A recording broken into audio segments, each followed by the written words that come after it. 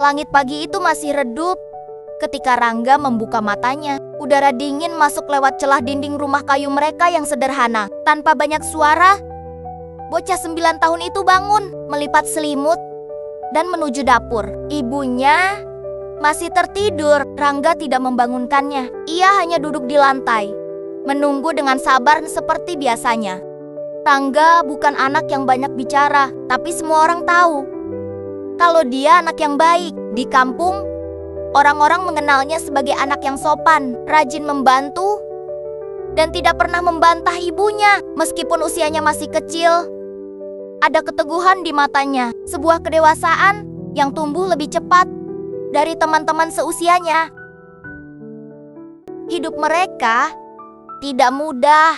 Mereka tinggal di rumah peninggalan keluarga, rumah panggung kecil, berdinding papan tua, dan hanya memiliki satu kamar. Tapi Rangga tidak pernah mengeluh. Bagi Rangga, selama ia bersama ibunya, apapun akan terasa cukup. Setiap hari, Rangga membantu apa saja yang bisa ia kerjakan. Menimba air dari sumur, menyapu halaman, hingga menjaga rumah saat ibunya ke ladang. Ia tahu ibunya lelah.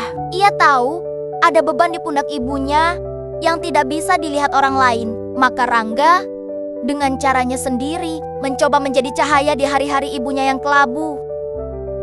Suatu malam, ketika langit mendung dan angin bertiup kencang, Rangga tertidur lebih cepat dari biasanya. Ia memeluk ibunya sebelum tidur, lalu berguling ke arah dinding, menyelimuti tubuhnya yang kecil. Tapi malam itu bukan malam biasa.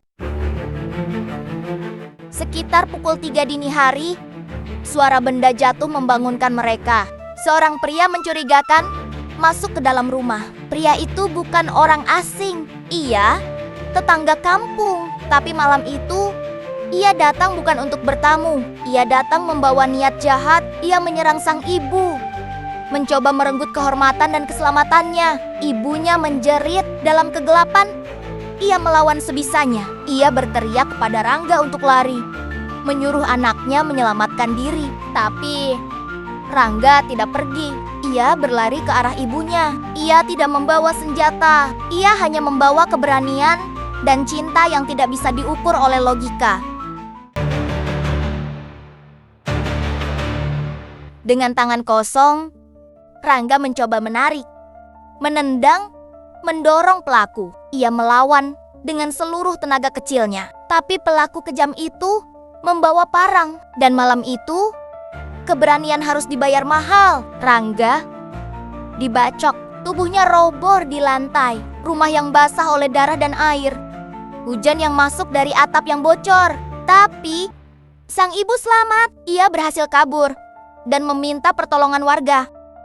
Pelaku ditangkap tak lama setelah itu. Rangga meninggal dunia dalam usia 9 tahun di rumah yang baru ia tinggali selama seminggu, di kampung yang baru ia kenal. Tapi keberaniannya menggetarkan Indonesia. Berita tentang Rangga menyebar kemana-mana. Wajah kecilnya memenuhi lini masa media sosial. Semua orang menyebutnya pahlawan, seorang bocah kecil yang lebih besar dari usia dan tubuhnya. Tapi ayah kandungnya yang tinggal di Medan hanya meminta satu hal. Ia berkata, "Jangan sebar foto Rangga dalam keadaan berdarah. Jangan sebarkan luka, karena Rangga bukan korban. Rangga adalah cahaya."